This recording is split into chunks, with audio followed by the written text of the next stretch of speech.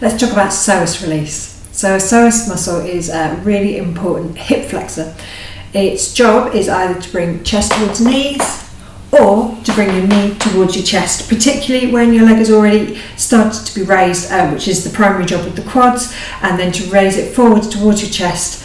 That's the job of the psoas. So your psoas is this wonderful wide ribbon of a muscle. It sits on the front side of the last rib vertebrae, T12, and then attaches onto L1, 2, 3, 4, 5. So it forms this really big wide ribbon, and it comes through with a couple of clever little twists, and it attaches onto the left trochanter of your femur, which is your long leg bone. If you are finding that you are waking up in the morning and you are feeling a bit hobbly, that you've got a tight back, that you kind of straightening up is quite tricky, look at your psoas. For a lot of us now, we spend a lot of our day sitting down, and that really shortens and contracts the psoas. It's an incredibly important mover. It should be working either with glute med if you're walking or glute max when you're running, and it should be giving you a forward thrust of motion into the world.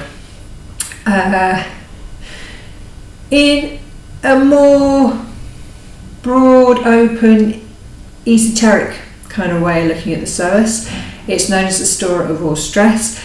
It sits across the path of, well, it travels over the tops of the adrenal glands, which sit on top of the kidneys. Adrenal glands fire you with adrenaline, which we often find that a lot of us are kind of in an adrenalized state because of modern life being quite stressful, that we never learn to have kind of chill and stop and relax down. If you feel like you're constantly a little bit, have a look at the diaphragmatic breathing video, and that's going to give you some tips and advice as to how to draw down the level of adrenaline in your system. It's also known, the psoas is known as the store of all stress. It sits on top of a couple of chakras, the solar plexus and the sacral chakra, and it sits over the belly button, which in Indian cultures is known as the hara, and in further Eastern cultures is known as the dantian, and it's seen as the singularly most important energy center of the body. So the psoas has got a lot going on. I'm going to show you how to release it. I'm going to show you how to release it with a 4-inch ball, and then I'll also show you how to release it with a foam roller. But we're going to look at the ball first, so let's put that over there. Okay, so belly button and then curve of hip.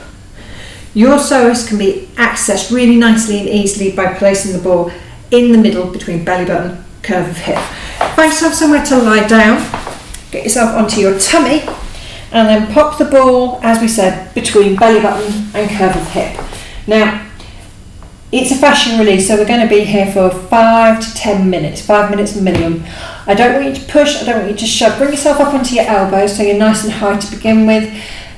Become aware of the sense of how the psoas feels. Does it feel tight? Does it feel hard? Does it feel like the ball is softening in quite nicely? And take a little time just to allow yourself just to relax in and breathe around the ball. And give yourself a sense of softening. Now when you feel like you're softening further onto the ball, when you feel like you're starting to really deepen into the tissues of the psoas, let yourself come down bit by bit by bit by bit by bit until you're resting full down. Now that could take a very long time to do. Go gently with the psoas. It's a big muscle, it's an important muscle, but it's also had years to get very tight and very grumpy. So that's one way of doing it. And if you're doing it with the 4-inch ball, I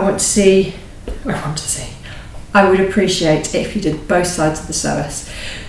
When you're working the psoas, you're also working another muscle by connection. You're working the iliacus. Sometimes it's called the iliopsoas complex. So working with the ball there is also going to let the iliacus, which again performs a hip flexion task, it's going to let that one soften up. So that's how you do it with the 4-inch ball, and it's quite similar if you're going to do it with the roller.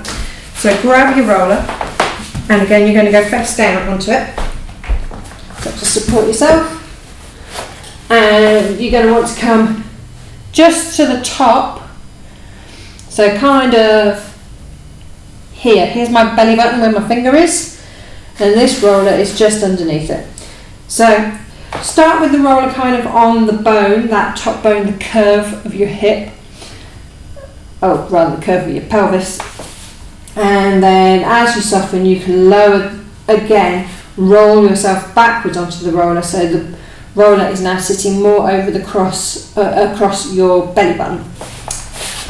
One thing to bear in mind is that to the left hand side of the belly button is the descending aorta. If you feel a pulse, and you're more likely to feel pulsy with a foam roller than you are with a ball, so that's why I recommend the ball over the roller. If you're feeling a pulse, you want to move the pressure away. So with the roller, roll it back down or roll it up and see if you can get away from that kind of pulsing sensation. And with the ball, just move either a little bit up, a little bit out, or a little bit down, and just get away from the pulse. Okay, so that's psoas release, and in a little while I will also show you a psoas physical stretch. Okie doke. Psoas release, and I will speak to you soon.